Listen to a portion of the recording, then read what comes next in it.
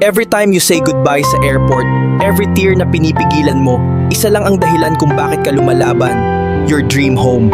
Pero habang lumilipas ang taon, kahit binigay mo na lahat, oras, lakas, puso, wala ka pa ring sariling bahay na uuwian. And while you keep sacrificing abroad, tumataas ang presyo, nauubos ang units, and your dream, lumalayo ng lumalayo. But here's the truth.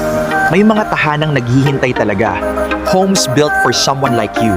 At mas malapit kaysa iniisip mo. Belfort Estates, a single detached sanctuary kung saan pwedeng huminga, magpahinga, at magsimulang muli ang isang OFW. Elisa Homes, complete finished, modern, para sa pamilyang ilang taon ang naghihintay ng iyong pag-uwi.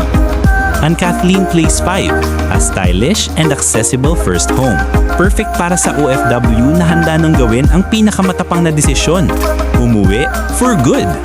3 komunidad, 3 complete homes, isang malinaw na mensahe. Uwi ka na, may tahanan ang naghihintay sa'yo. You gave everything para sa pamilya. Ngayon, it's your turn to come home. And I'll be here to guide you every step of the way. Tara, uwi na tayo.